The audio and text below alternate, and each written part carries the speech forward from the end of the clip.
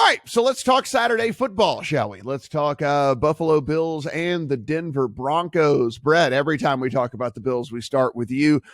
Even though I'm a bigger Bills fan than you are this year, I have been stumping for this team over and over and over again, and here we are, a Saturday game. It is going to be a marquee matchup, despite the fact that the opponent is not very good, because everybody is going to be watching. It's a standalone game on a Saturday.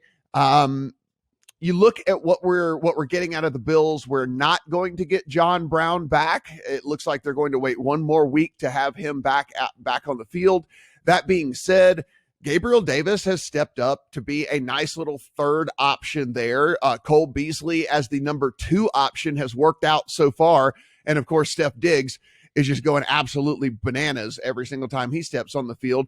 The Bills don't run a ton. When they do run, it's more of a change of pace type thing. It seems like McDermott and Dabble have figured out how to make this team tick. And I really do just expect this to keep on happening here this week. I will let everybody know I have a Saturday teaser of epic proportions. Like, this is a Bills Packers teaser on Saturday will dictate how my entire weekend goes.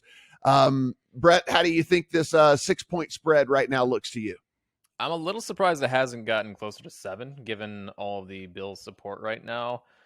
There are a lot of names on this Broncos injury report, although it does look like they will have some of these key players on the offensive side of the ball available on Saturday, and that's going to be important when you're facing a Bills team that is difficult to stop and tries to get into a track meet with you. One predictive metric I like to look at every week is red zone scoring defense.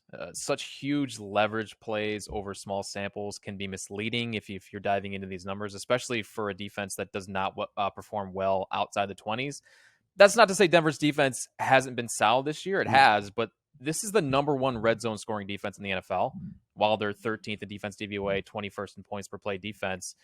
So I think there's still room for some regression there, some negative regression. And the Bills have underperformed in the red zone this year. They're 18th. So could be some deception baked into this line. So I kind of like the Bills. Anything short of 7, which is funny to say because I've been so anti-Bills this year. And just, I guess, the bias built into my brain. But look, this offense has been tremendous. I'm the biggest Brian Daboll stan there is. I'm pushing for Coach of the Year for him right now. Like, I feel like he should be in the discussion because of what this offense has looked like.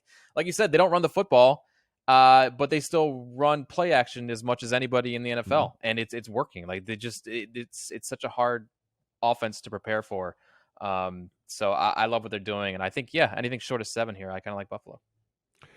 Brad, this is not the worst offense in the NFL, but it is certainly amongst the discussion of worst offenses in the NFL on the Broncos side of the ball, and which is why, in today's NFL, I tend to always side with a very, very, very good offense over a good defense, because eventually the offense is going to win out, and they are going to put the ball in the end zone. They're going to get some points on the board. And I start to look, this Buffalo defense has played better over the last month and a half of the season. They are starting to kind of figure things out. I mean, they got healthier as well. Trey White, I think, probably wasn't healthy most of the year up until recently. That certainly helps with them as well. I don't know where Denver's points come from. Can you tell me how Denver scores points or scores enough points in this game to keep this within 6?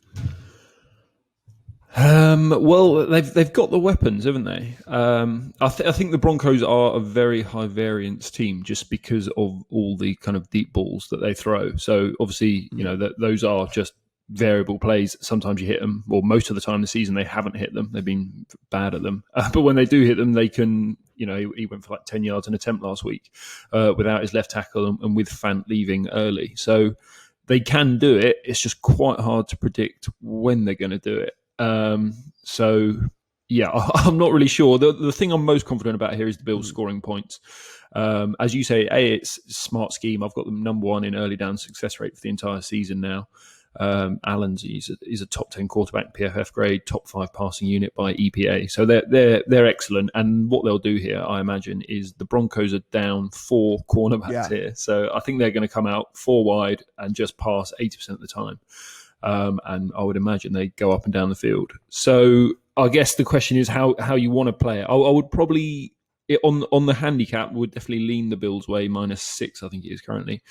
But I'm a little bit concerned about the cross country travel with a day less rest. This is like a 5 because they were on the Monday night now. So it's like a 5-day rest for them. And then obviously flying to Denver, playing at altitude is a bit of a concern.